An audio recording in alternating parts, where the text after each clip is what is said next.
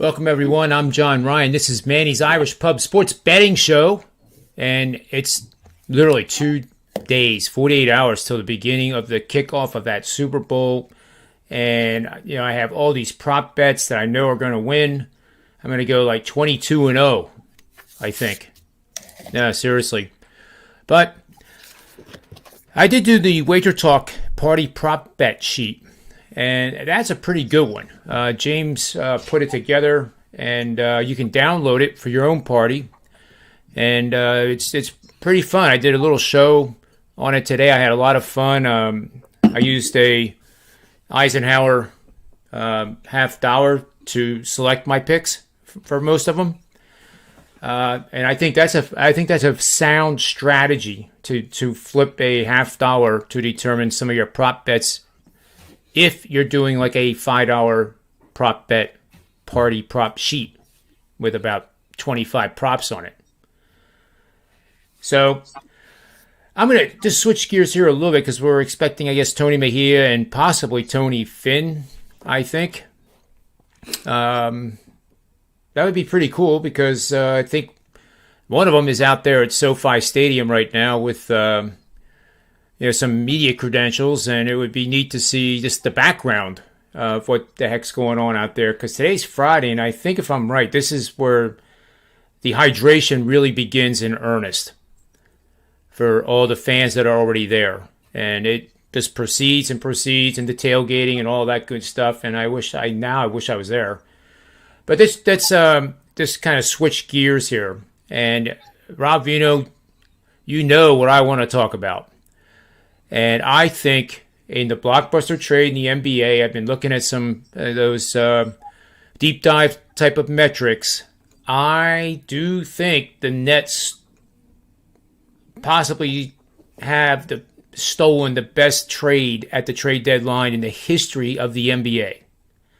And the reason I say that is they gave up 2 number ones. Granted, they're conditional. They don't have to be 2022. It could be moved to the next year. And I think the second one is 2027. But they gave up Seth Curry, who was one of the top mid-range jump shooters in the NBA, which I didn't know until I started digging. So now the Nets have the top 3 mid-range jump shooters in the NBA. They also have arguably the best perimeter shooter in the NBA in Durant. I think they have the best perimeter defender now, and whether he shoots the ball or not, that's remains to be seen. But his presence has already made that team a much better defensive presence because he can guard anyone, 1 through 4. We saw him shut down Giannis last year. The Sixers got better too. They're a better team. I don't know if it's an exactly great match between Harden and Embiid. That remains to be seen, but they are going to be the best in-out combination in the NBA, period. No team is going to be able to double team either one. If they do, it's going to leave somebody wide open on the perimeter for a wide open jump shot. So I don't know what the defenses are going to do, but I think pace is probably going to go up a little bit for the Sixers, in my opinion. And I also think that their scoring could evolve into the top scoring offense in the Eastern Conference, if not challenge Utah for the NBA lead in scoring. I see them scoring like 120 with their eyes closed. Let's start with Jesse Schule here, because he's going to be leaving us at about 15 minutes. He's going to a huge Super Bowl party on they call it on the island in Vancouver, British Columbia, Canada, and I too am jealous of that. But I'm sure you'll send us pictures. If you want pictures, I can send pictures, but nothing after halftime because things might get carried away after that. What's your observation with the trade? Do you think I'm completely wrong with this take, or did the Nets really steal the golden goose? I'm just not a fan of either of these guys. I've never really been a big fan of James Harden, but I'm also not a believer in Ben Simmons. I don't know. I kind of look at it like both of them sort of damaged goods. I mean, I don't see either of these teams winning the championship, to be honest with you. I'm not. I And know I wouldn't be surprised at that either. the Nets are the favorite to win the championship as of right now. Last year, the Nets were the favorite to win the championship. And heading into the playoffs, I wrote an article of why, point by point, why I didn't feel like the Nets would win. And I would say the same thing this year. I would take one of the Western Conference teams, the Warriors, the Jazz. I'm just not a believer in either player. Rob Veno, what do you? I'm dying to know what you think because you and I are in the Philadelphia region. Mm-hmm. No offense to Jesse being on the Western Coast. I guess I'd rather be there too. But what's your take on this? And do you think I'm on the? Do you think I'm correct in the analysis, or do you think I'm got rose-colored glasses on because of my infatuation with Ben Simmons? No, I mean, let's start here. There's been a lot of excitement created here in southeastern Pennsylvania. I mean, the Philadelphia fans couldn't kick Ben out of here fast enough, and they got what they wanted. For the last 3 days, 72 hours, it had been nonstop Harden. So they got what they wanted. I think you're accurate on a lot of the stuff you said, John. I think both teams got better. I yesterday did, for another show, a 1 through 10 in the rotation analysis of, and if everything's level, and if everybody's healthy, and if everybody can play at playoff time, my thought is by the slimmest of margins, Brooklyn is still the better team because Brooklyn has more shooters. I think you alluded to a little bit of that, but when you can go onto the bench and you can pull Seth Curry off the bench and you can pull Patty Mills off the bench and you can pull Cam Thomas. We just saw Cam Thomas score 27 points last night, the kid from LSU. When you can pull those three guys off the bench, that's really triple of what Philadelphia has for accurate shooters coming off the bench. Now, the starting five at different start. Obviously, they're better. The Sixers are much better. Doc said it after the game Tuesday night against Phoenix, right? I think Tuesday night when they lost to Phoenix down the stretch. And Phoenix was in one of the worst possible situations, right? They're in a back-to-back situation. They're traveling. It's the Sixers. Sixers are up for them, blah, blah, blah. Philly's winning by 2 with 3.5 minutes left. And lo and behold, Phoenix is not the tired team. Phoenix is not the team that wilts. Philadelphia was. And after that, Doc said, we need a point guard. Now, I don't know that James Harden will play point totally, but he might. I mean, Tyrese Maxey still may get point guard minutes at times in rotations, but their starting five is real good. And their bench is real good. They just don't have as many shooters as the Nets do. They have their version of Ben Simmons in Matisse Thybulle as a lockdown off the bench. Not quite as tall, but certainly can handle a point guard, a shooting guard, a small forward, and in some instances, a power forward defensively, right? So I think why Brooklyn's a little bit better too, guys, is that in Philadelphia in the playoffs, and this all boils down to playoffs, right? Regular season means nothing where this trade is concerned. It's all about who can come out of the Eastern Conference. And I think in Philadelphia, you couldn't hide Ben down the stretch in a close playoff game. We saw it, right? He wouldn't take the layup. You're playing 4-on-5 offensively. You couldn't hide him because there was only one other option, Joel. But here, I think you can keep him on the floor and you can hide Ben Simmons because the ball's going to find either Durant's hands or Kyrie Irving's hands. There's two people to protect Ben from ever having to shoot the ball, for ever having to go to the free throw line. And as I mentioned, and as you mentioned, if you want at the end of game, Patty Mills has championship experience. He can shoot the basketball. Seth Curry can shoot the basketball. You can hide Ben now, which I think is a great thing for Brooklyn because you can just use him for what he's good at, pushing pace, playing defense, and then he doesn't really have to shoot. So I think they both got better. Jesse talked about entire NBA championship. I'm with him. I don't think he mentioned Phoenix, but Phoenix is the best team right now. And Phoenix got better at the trade deadline because they put 2 more pieces on their bench. And I think we saw Philadelphia just couldn't. They're not good enough to beat Phoenix. We just saw it. With Harden, will they be? I'm not sure. So I think I'm talking more of who's coming out of the East. Let's face it, John. The Philadelphia 76ers and the Brooklyn Nets got a big favor last night. And, this is not meant in any way, shape, or form to talk positively about injury. But Pat Connaughton breaks his hand last night for the Milwaukee Bucks. 3 hours after they just traded Dante DiVincenzo out of Milwaukee. So now at that position, the shooting guard, which was once overflown with players, that's why they're trading them all out there. They're now down to Wesley Matthews and Grayson Allen at shooting guard. So, it's not easy for Milwaukee. It was extremely bad luck last night when Connaughton broke his hand. So I don't know. I could see Philadelphia or Brooklyn coming out of the East as easily as I could see Miami or Milwaukee coming out of the East, right? Miami's real good as well. But I do think they both got better. I think everything you said is pretty much on target. And if it's me, again, if the playing field's level, I just think Brooklyn is slightly better because they can hide Ben Simmons in a playoff game close, and they have more shooters 1 through 10 on that team than Philly does.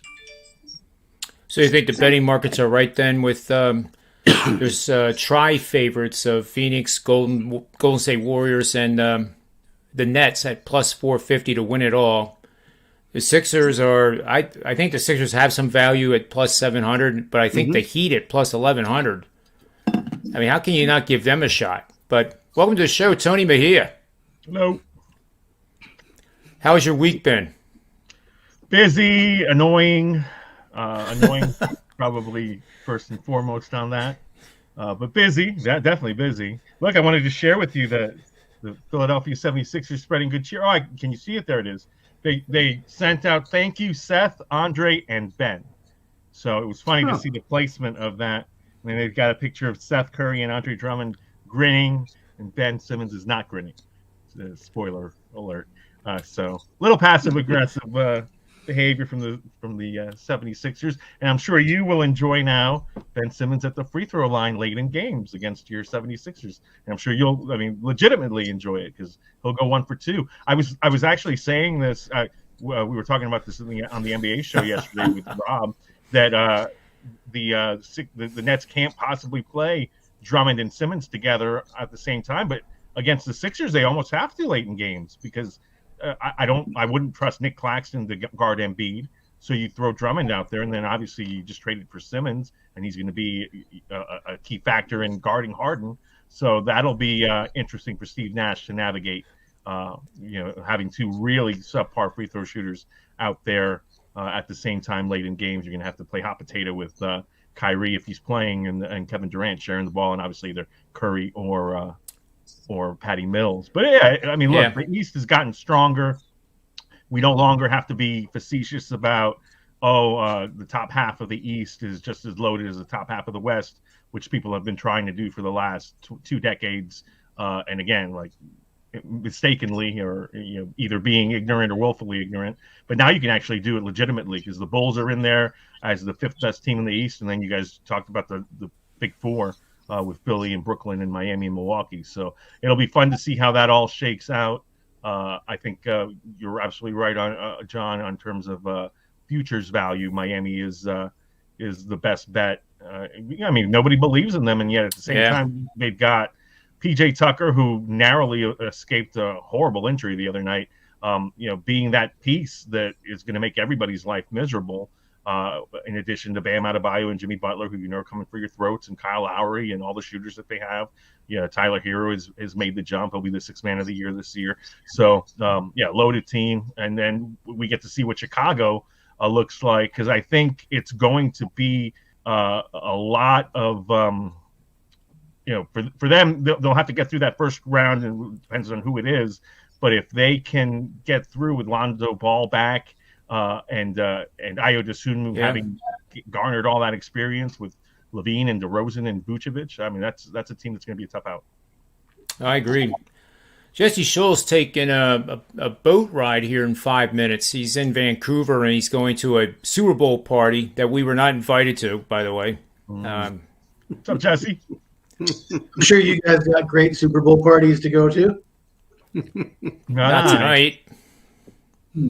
I'm resting I don't for go Sunday. anywhere. I people come to my house. I'm not going anywhere. Yeah, exactly. That's what I do. But I will Jesse, be give watching us... the Super Bowl in a dark room with candlelight.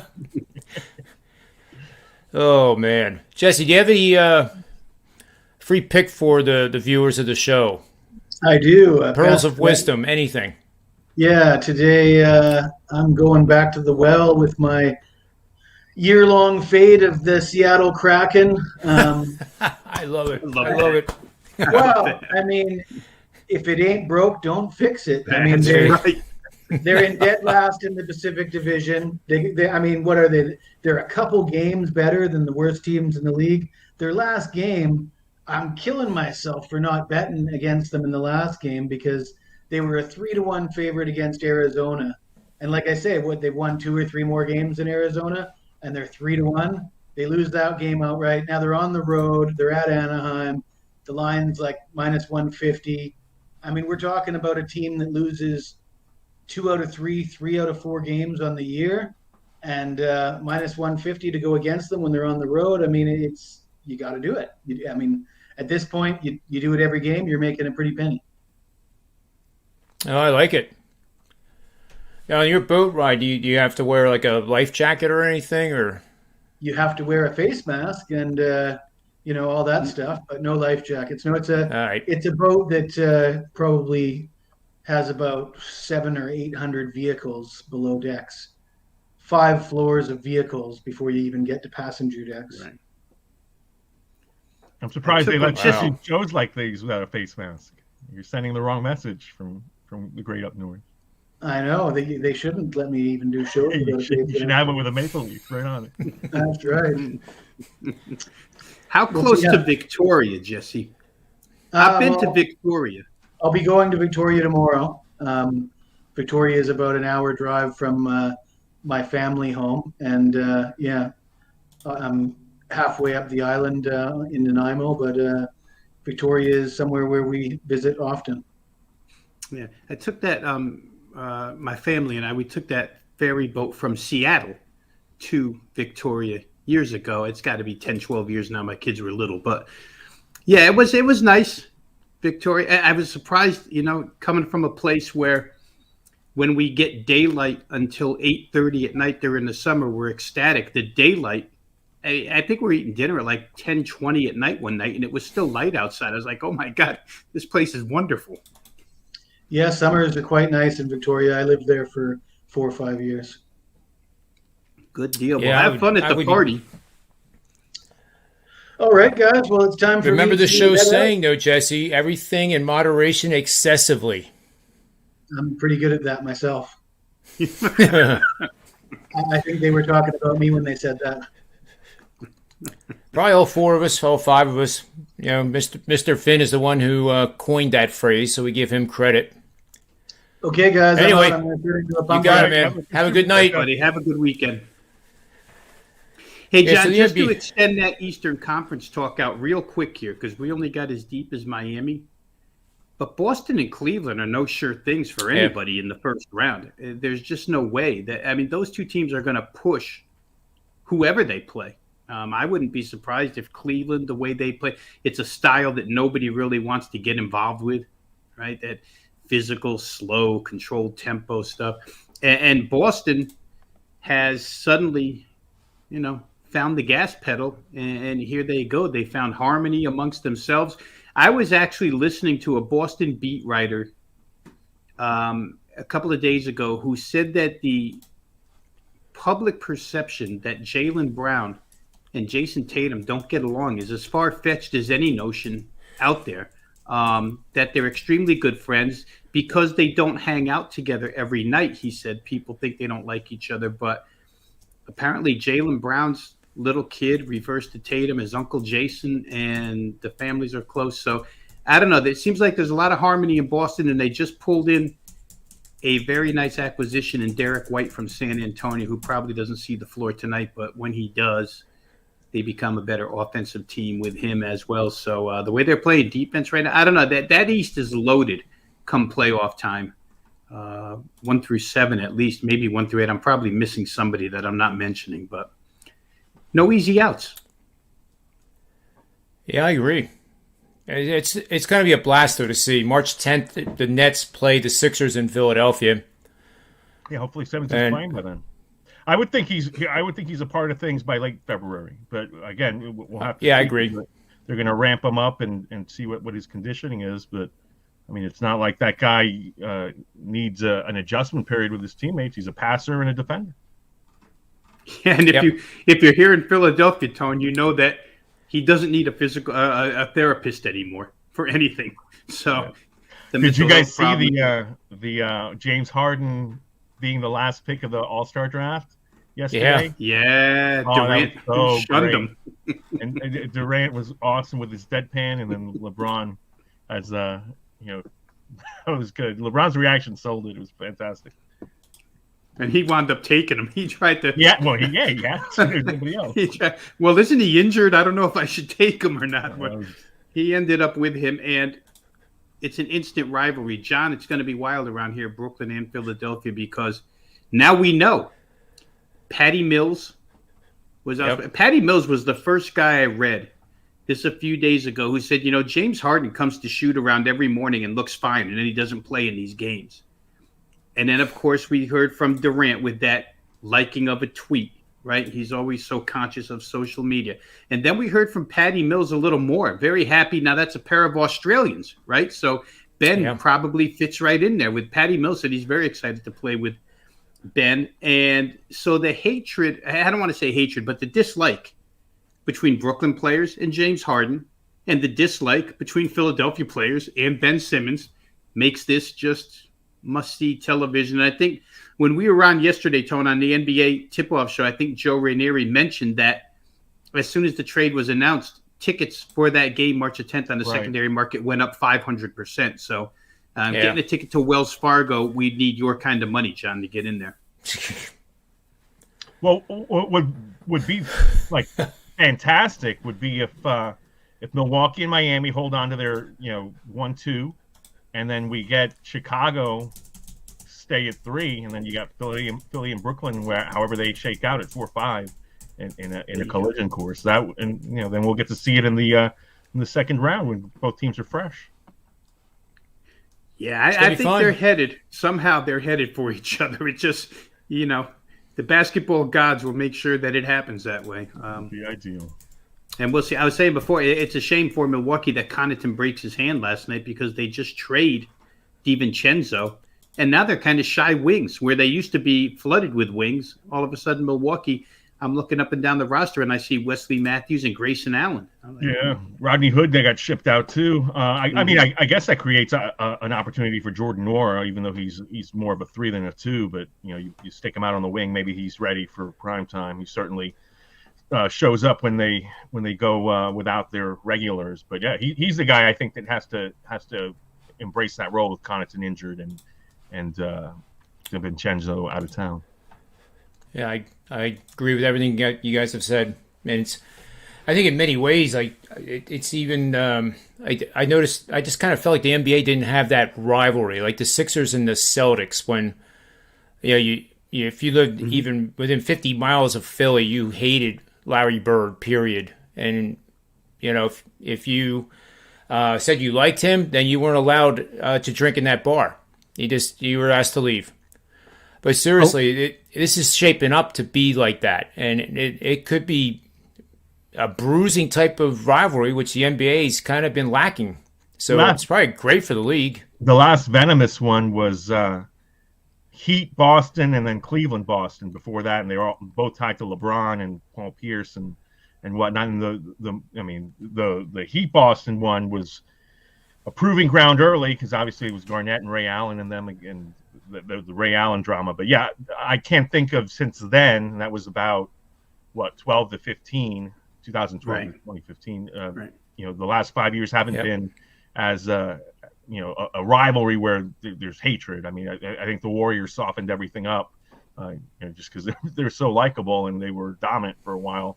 And then obviously the teams that have won since have been kind of, Milwaukee, innocuous and whatnot. But yeah, this is going to be off the charts, where people that have no rooting favorite in the no horse in the race will tune in just to see what happens.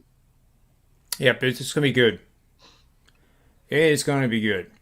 I want to take just a moment here. I wanted to show this. I actually did a solo video, and I filled out the Wagertalk Super Bowl 56 party props. I'm sorry, I'm blanking out Mr. Veno there, but he's right behind that document. And door number 2. Yeah, that's right. And I went through one by one, and I had fun with it. I started recording it, and then I started looking at these prop bets, and some of them are pretty out there. No data's going to help you. And I started flipping this. That first one. I started flipping this. Never. It's on my show. Never and that was idea to flip that coin or to bet. Yeah. And I, believe it or not, it was severe pressure, because when I started doing that, I realized that I was not going to miss catching the coin. And then, going like this, I had to be perfect. Otherwise, it would have been suspect that I was cheating on the picks. But you might see down below there, and this is for all three of us, between now and the Super Bowl kickoff, you can use promo code SB50 and get 50% off one daily package at Wagertalk or SportsMemo.com. So there's no reason in the world that people shouldn't take advantage of that. I put out a 5% play in the Super Bowl. I'm 18-5 in the last 23 Super Bowls. Hard to believe, but that's the reality. Johnny even checked it from looking at another site that I was previously on.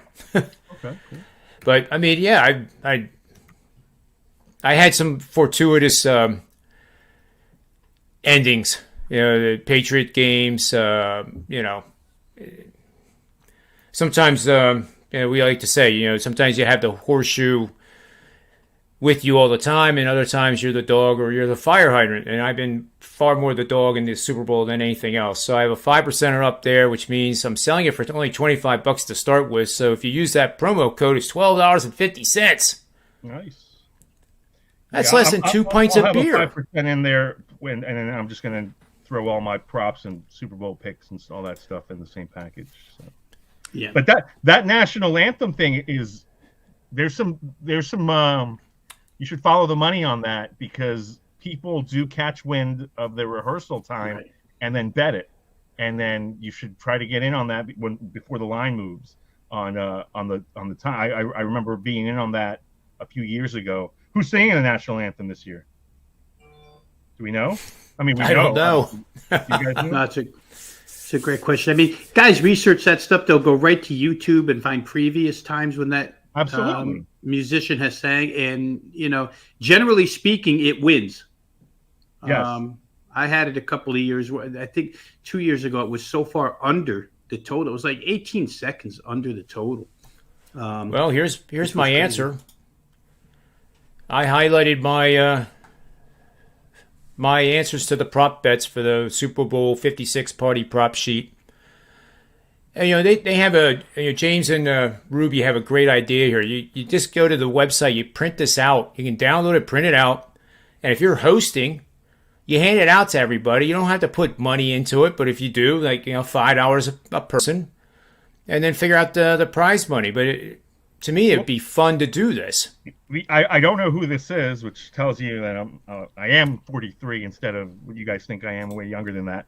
I don't know who Mickey Guyton is, but Mickey Guyton, this is a tweet. Mickey Guyton tore through the national anthem in just a minute and 23 seconds at the National Memorial Day concert just 9 months ago, and she is who's singing. So that's a lot of grace period there with 2 minutes that we're giving them. So under or nothing. Wow. Absolutely. My gut feel might be right then. Yeah, under 2 minutes, and then I'm sure the if you're betting on it, it'll probably be like a legitimate 145 or whatever it's going to be. And well, what did it say on that sheet there? That's at under or over 2 minutes. Oh, 2 minutes exact. Yeah, I made up a guess that I think it's going to come in at 157.5. Yeah, I do not know who Mickey Guyton is, but that's who's singing the national anthem. I don't either. But we all talked about prop bets probably the last 3 days or the entire week on the shows. The one that sticks out for me that I really like, and was listening after I had actually published this. I was glad to know that Teddy had been over to Westgate when they opened up the props last Thursday, and he felt that the sharps were all over the field goal props. And that's McPherson, who's just a stud rookie. 11 out of 13 from beyond the 50 yards. So you think anytime Cincinnati crosses that 50-yard line this Super Bowl, they're not going to be afraid to kick a 58-yarder. So he was listed as 7.5 points, and it was minus 130 when I got it. It was cheaper, but I rarely go over minus 120. But I really like that one quite a bit. You guys agree? I actually think, too, Matt Gay is another solid. You could take both field goal kickers, I think, and play them over 7.5 points, but I only played McPherson. I'm still in a national anthem rabbit hole. Alicia Keys to 2 minutes and 35 seconds. Jeez. Is the record? That's the record. That's in 2013. And last year, Eric Church and Jasmine Sullivan went 2:17. So I don't know what the number's going to be. That'll be interesting, though. I would bet the under. But you're saying McPherson? Yeah. What was your question? McPherson what? Over 7.5 points. Oh, so that's assuming 2 field goals and 2 extra points. Yeah. What do you think, Rob? Yeah, last Friday I had this discussion with colleague of ours, Ski Prophet, on his show, and I mean he is involved in every one of those field goal props. And there were some good, you couldn't argue any of them. McPherson, I think, well, first of all, total field goals in the first half was over 1.5, which just seemed low. The way things have gone, I mean, anything could change, but the way things have gone, the number you just brought up, John, 7.5 points for McPherson seems low. The way Cincinnati is just unable to get into the end zone. Again, that could change on Super Bowl Sunday. Who knows? But if you're going based off of recent history, that's a good number. Matt Gay, as you mentioned, Matt Gay, guys, was 4 for 4 from 50-plus yards this year until that conference championship game when he missed one from 53 against San Francisco. But he's also a big leg kicker. So L.A., I think he told me today that he has a prop that both kickers – and this would go to your point, John, about neither team being afraid once they cross midfield to choose field goal rather than punt. Ski told me he was on one where both field goal kickers have to kick one field goal over 34.5 yards for him to win. So over 34.5 yards seems reasonable. It sure does. Those props are out there. So if you think it's going to be another field goal fest because of the Cincinnati game, then you're in on that. Absolutely. And I don't know how you couldn't be anyway. 7.5 points just seems very low for either place kicker in this game. Yeah, we got. I don't remember this name, but this is a new name, at least in my mind. Welcome, Chad. If this is the first time you're listening, we appreciate you stopping by. Our regular Max on Record is not in the house.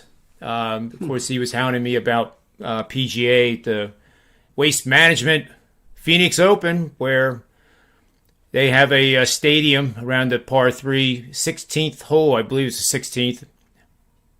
Maybe it's the 17th, but it looks like Fenway. The people in there don't behave like it's Fenway unless it's a Yankees-Red Sox game, I guess. But it's hysterical, and you guys know what I'm talking about. They if you don't get it within 15 feet, they boo you aggressively. If you get it within 5 feet, they cheer you wildly. The players put things in their golf bag to hand out as souvenirs to the fans. They throw it up into the stands. It's just crazy. But golf is you're supposed to be quiet while they're putting. You're supposed to be quiet in tennis while they're serving. And I often wonder whether it would be better if it didn't get quiet. an athlete shouldn't be.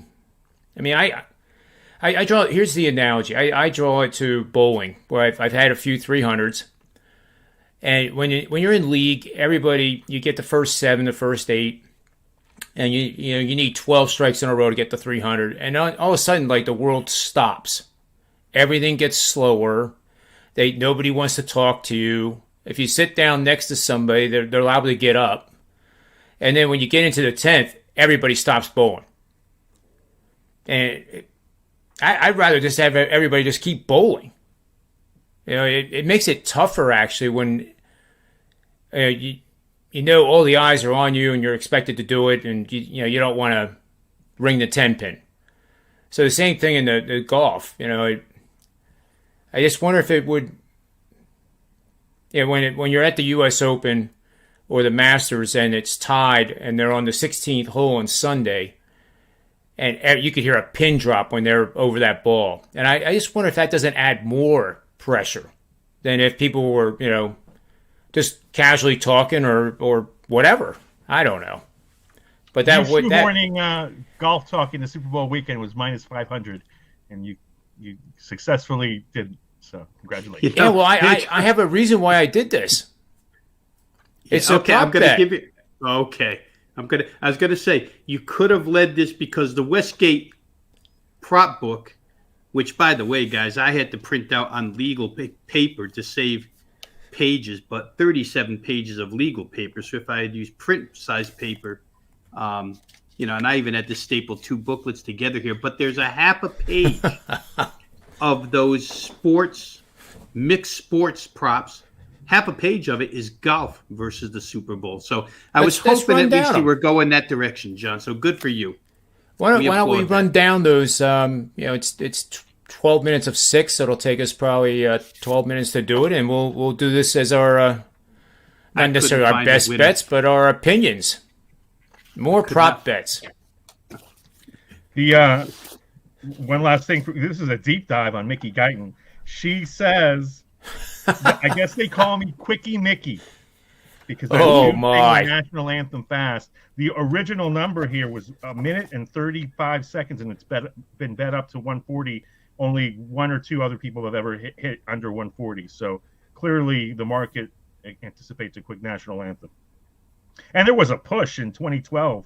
Kelly Clarkson, 1 minute and 34 seconds. So if you're holding your Kelly Clarkson ticket, there's a push. Wow. That's kind of a jip. Chad said something funny here in a follow-up. Like, he says props on fulfilling that prop bet. So, it's like, it reminds me of the movie The Big Short with mortgages and stuff. And, you can have, over-under for the national anthem. Okay, then you have a prop bet, whether that's going to be right. So you could have somebody, like we just said, under. So now you can have a prop bet on us, whether it's going to be right, whether we are going to be right. So is the Manny's Irish Pub Sports betting team going to be right in their bet on the under? Yes or no? And you can leverage that 1,000,000 times to Sunday, and that's what happened with the mortgage market, because you had tranches that went just completely. They're called synthetics. The securities didn't even exist. They were betting on air. Anyway, I thought that was pretty funny because that's probably what's going to happen next. If we're going to bet Charles on air? Barkley makes a bet, right? Then we can have a prop bet of whether he's going to be right or not. Yeah, that's true. So anyway, the first one I'll mention before Rob gets started here is Mixon rushing yards is greater, as my bet is greater than the Phoenix Open winner's final round score. Has to be the winner of the event. 4th round score will be lower than Mixon's rushing yards. So you're talking about in the 70s? Well, I think I'm willing to bet that he has 75 rushing yards or more. And the winner's not going to shoot 75 at the Phoenix Open. Gotcha. Is it pick 'em? Some of these things have lines at point spreads attached to them. Yeah. To be fair, I saw one that was plus 1.5. And that might have been Caesars on the one I just mentioned. We just did cross. But the other ones I saw were even. On the NBA show. So mine was Cooper Kupp receiving yards over, and it's a pick 'em, over the Atlanta Hawks points total against Boston that afternoon. Wow. Because Boston's given up less than 100 points in 5 of 6. But they're going into playing Denver tonight, so we'll see what happens there. And they're obviously now having Daniel Tice is there, and yep. So they'll have a lineup change with White in that mix. But yeah, I mean, I think I would trust Cooper Kupp over the Hawks that day. I would too. And they had to cancel. A few of these had James Harden involved in the Brooklyn Nets game this weekend, so they had to be canceled because of the trade there. So there are just pages and pages of those things. But I was hoping you'd go to golf with yours, John. Good job. Let's read off some of them. It'll probably be a fun way to end the show. From any sport or from golf? Whatever you want. I've got them in front of me. The ones, your favorite ones. There's a boatload of hockey right here. My goodness. Hockey, soccer, Tone. I know you probably looked at these soccer ones. Just for an example, and you'll know this. I wouldn't know how to bet this from Adam. Liverpool plus Burnley goals versus Joe Mixon's receptions. Mixon has to give a half. So it'd probably be like 3 to 3.5 type deal. So I think I would take the over. Well, you would bet Joe Mixon, right? Because yes. Joe Mixon would probably have 4 catches in this game. I would say is a likely scenario. I'll tell you one more. Ralph Michaels. When I was on the Bet On It show, the TNA show with Kelly and him.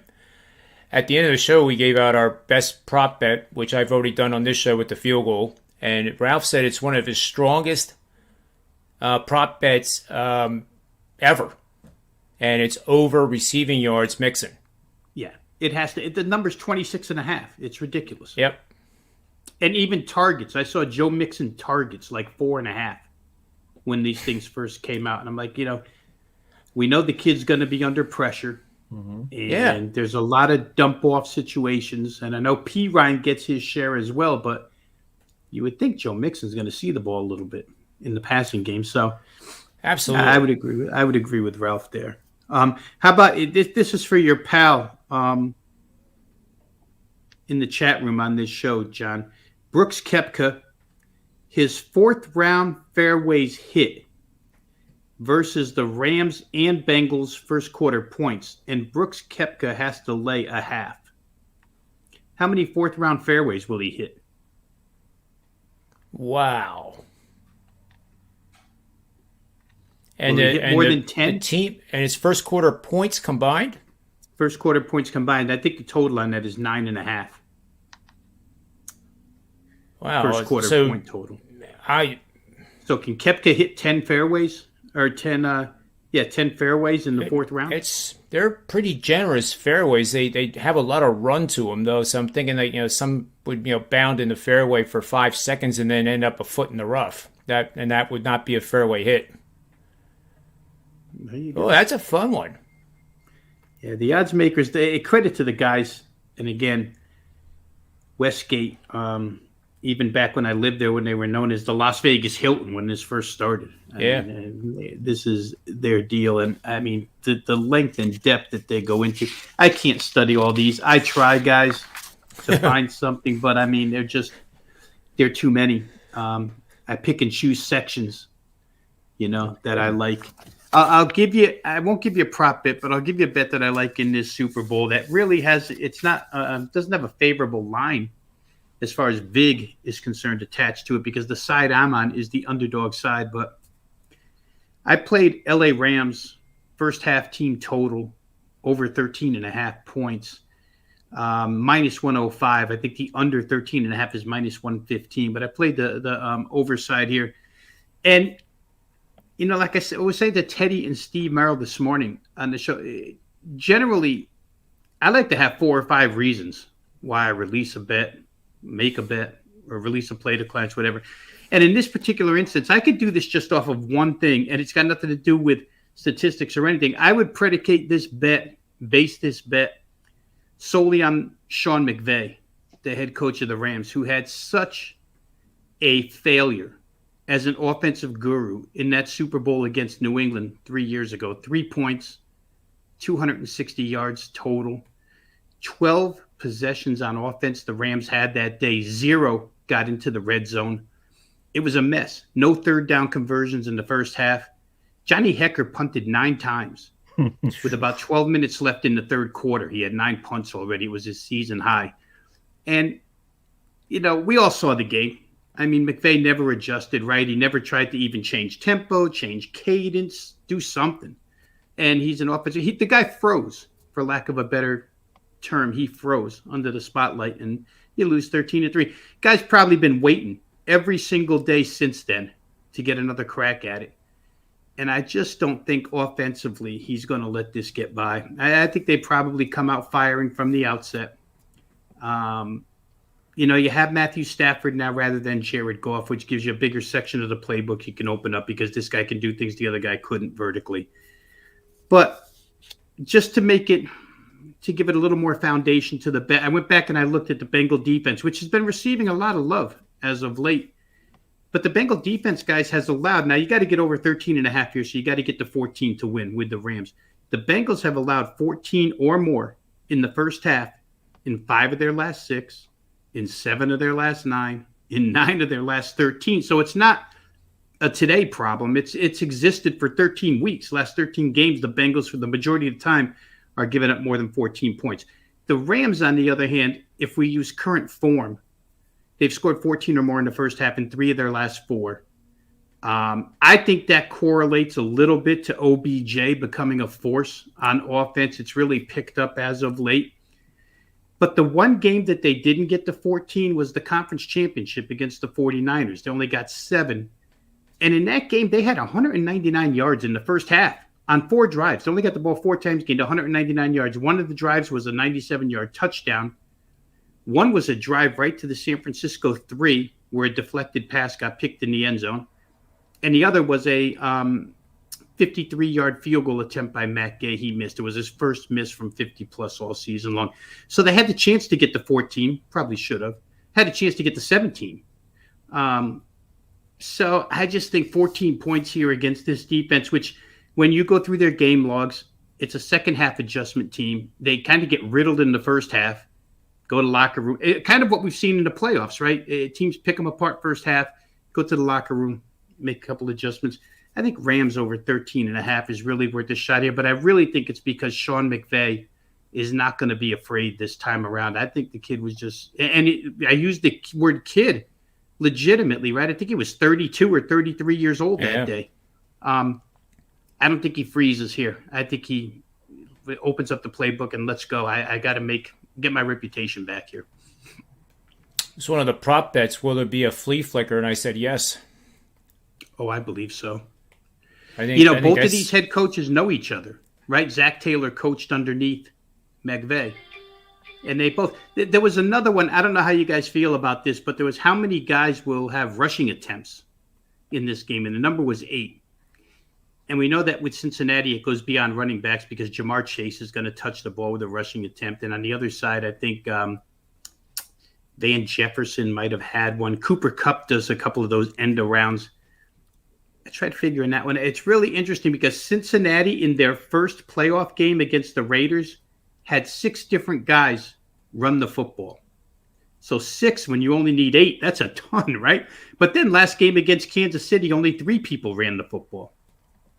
So they're kind of a question mark where that prop is concerned. I thought I was onto something right away.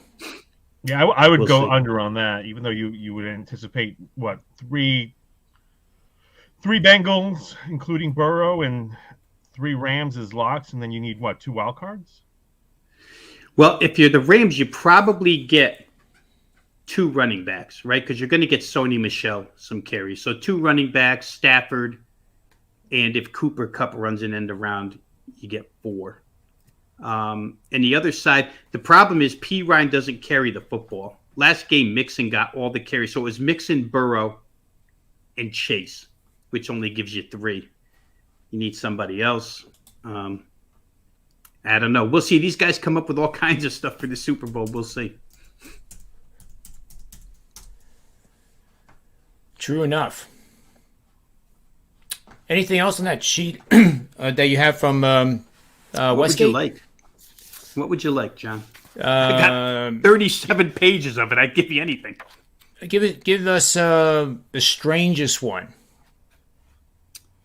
Well, to me, Strange isn't the word. Just yeah, because those soccer ones are strange to me, but not to Tony.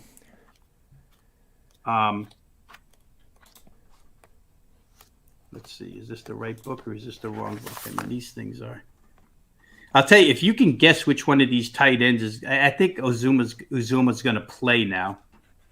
So that would leave the backup Drew Sample out. But the backup tight end for the Rams, Blanton, has some really playable props if, in fact, Tyler Higbee doesn't go here. And that's the latest is he's not playing, right? Or he's very doubtful. Which Blanton has some real favorable numbers. You know, here's something, guys, that I thought was – I've never seen this before. So you say strange. I guess I would call this strange because I've never seen it before. I've never seen a prop bet cross sports where they actually use – I mean, you have to wait 2 months to cash this ticket because they use NCAA tournament wins. I give you an example real quick here. Gonzaga's 2021-2022 NCAA tournament wins. The max would be 6 if they go all the way, right? Gonzaga. Versus Tyler Boyd's receptions. Pick them. Oh, that's wild. I like Boyd, too. Yeah, that's By the way, out a there. little bit of news. Higbee is officially ruled out. He has been placed on IR, and in his place, they activated Darrell Henderson Jr., which is interesting. Which could give you 3 running backs with carries for the Rams. Yep, if he gets in there. It's a great point. I would use him as a Right. change of pace. He's got burst. But yeah, no Higbee. So yeah, that's big for yeah. So I mean, if you're watching this show right now, and you end up purchasing the Super Bowl package that I put up there, rest assured, the tight end Blanton for the Rams will be involved in that package in some way, shape, or form. He was a big force in that game against San Francisco. Looked very fluid out there. So we'll see. I'll tell you what else, guys. Normally, and I know with the Super Bowl, sometimes in our business, you like to get to it early, get your package up early. I mean, you know, shelf life and all that other stuff. But I'm glad I waited this year. And I didn't wait because of this, but I'm glad I waited now because all of a sudden the weather's a big deal. It's going to be the hottest Super Bowl ever, 85 degrees. Mm-hmm. And I just wonder, and you could help me along here if you think I'm right or wrong, but I just wonder if Sean McVay, again, I talked about his failure last time around, if he goes up tempo to try and wear out the Cincinnati defense, especially that pass rush with Trey Hendrickson, and the 2 guys in the middle are huge.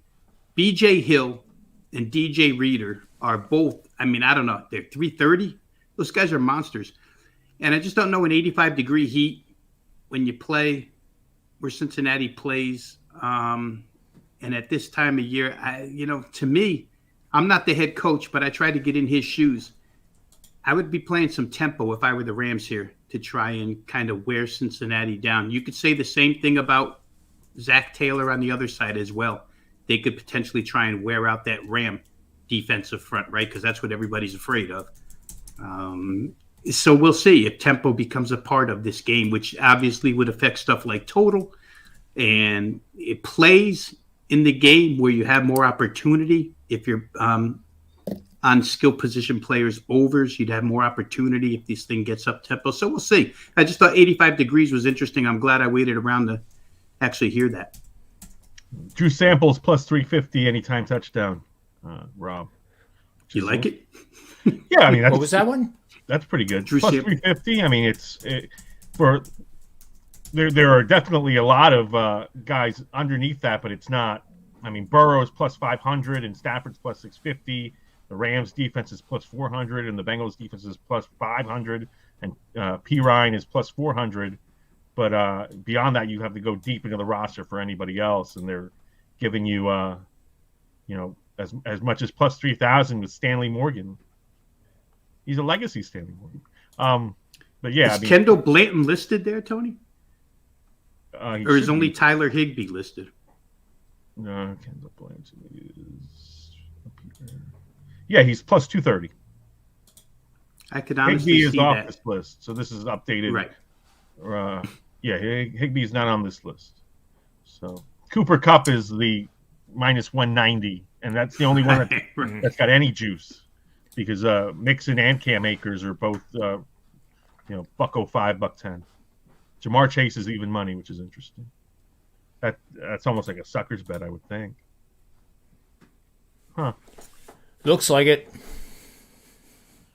But I'm actually just looking, goes to show while you. we're talking, I'm looking at Brooks Koepka's fairways hit so far. He's actually tied for third. So he will make the cut. He's on the 13th hole, coming up to that wonderful par 3 environment. You talk about that Mickey Guyton rabbit hole you were down, Tony. I think I just sent John into the Brooks Koepka rabbit hole. Sounds We'll be like talking it. about Sounds this like for a but while. No, I mean, like the article I read, and if anybody wants to read it, it's on the Score, and I think it's part of the USA Today Family Network thing that they do. Like, it's a deep dive. Like, they're talking to Mickey Blanton about her past. She apparently sang the national anthem before every high school basketball game and wherever she's from in Texas, and she's a country music star. I've never heard of her, but I mean, she's people who have, and yeah, it sounds like we're getting a quick national anthem. So give me the under on the Natty. Almost, I got to read some more, but almost a lock. I think love so things too. like that. I do. Yeah. You go in there and you read about it. I mean, they're sitting there quoting the woman. She's saying she's quick on it. Quickie Mickey. Quickie 38 Mickey. years old from Texas. Let's get Quickie Mickey out there. Yeah, What it's was nice to the, start the game off with a win. What was the prop bet again with Koepka? Fairways hit and Yeah, it was first quarter points scored total. Okay, so through the week so far, Koepka's hit 50% of the fairways. So he's played 30 holes. That's 15. 50% of 18 is 9. And the first quarter total is 9.5. There you go. And I think, did I tell you Koepka has to lay a half, or did I say that was a pick 'em? I forget. I think you said he has to lay a half. His driving distance is only 345. Today, I'm sorry. Today. It's 330.9 for the week, the 2 rounds that they've played. I mean, that's just insane. Yeah, he does have to lay a half. It's 110 either way, 10-cent juice, but he does have to lay a half. Koepka. That's wow. 9.5 total points in the first quarter, right?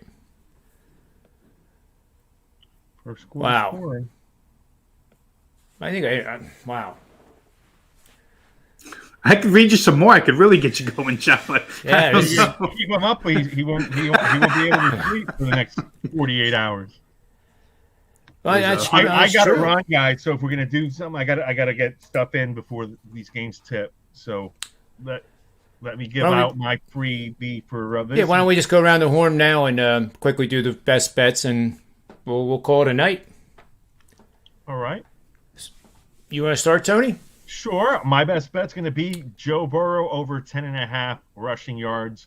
And I saw 11.5s out there. 10.5, I believe, was FanDuel. 11.5 was DraftKings and BetMGM books. And this was as of yesterday, so I don't know if that line has moved. But same rationale. I mean, we know Aaron Donald and the Monsters up front are going to have a big day against the Cincinnati offensive line. So Burrow's got to move the pocket, be aggressive in getting outside and trying to buy time for his receivers. And I think he's going to call his own number. There was like the beginning of this season, him coming off the knee injury toward both his ACL and MCL, he really didn't run at all.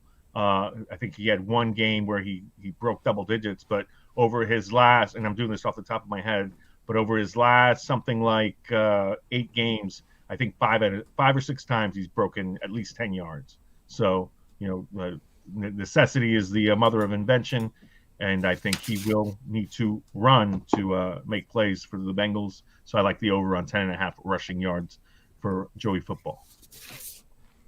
I like it, and I'll make mine short and sweet, and we'll let Rob be the anchor as he always is. Taking the McPherson over 7.5 points.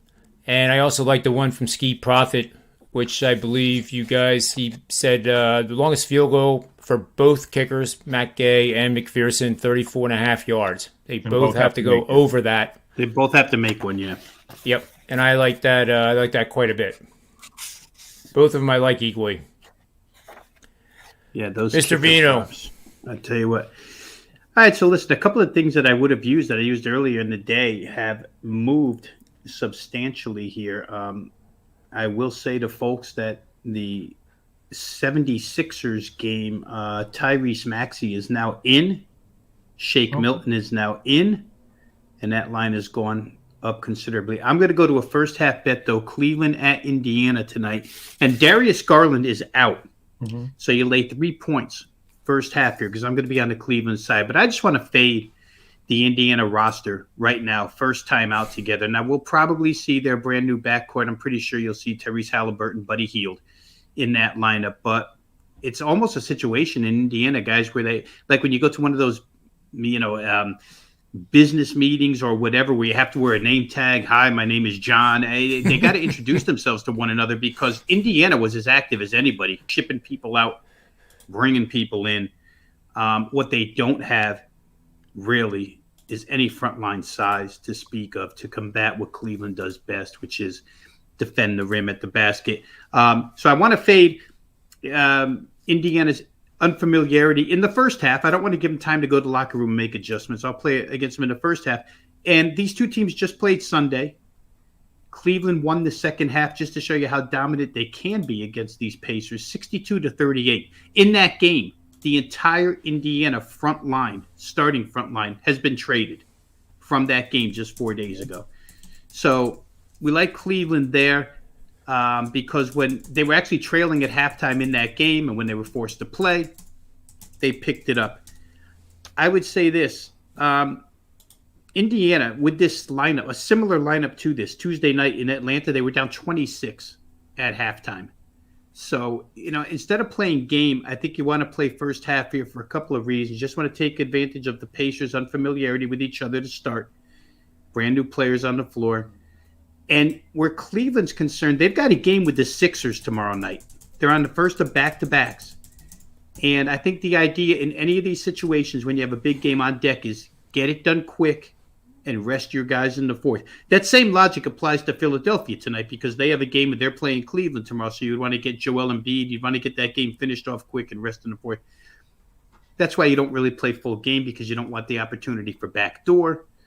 I like Cleveland -3 here, defensive-minded team, and we will probably see a lot more minutes out of Karis LeVert, their new acquisition, who's actually in his second game, scored 11 points the first time around as a sixth man, I think, in that first game that they played. So give me Cleveland over Indiana -3 points. And use on that for you, Rob. Jalen Smith's going to play, coming over from Phoenix, and Isaiah Jackson is in.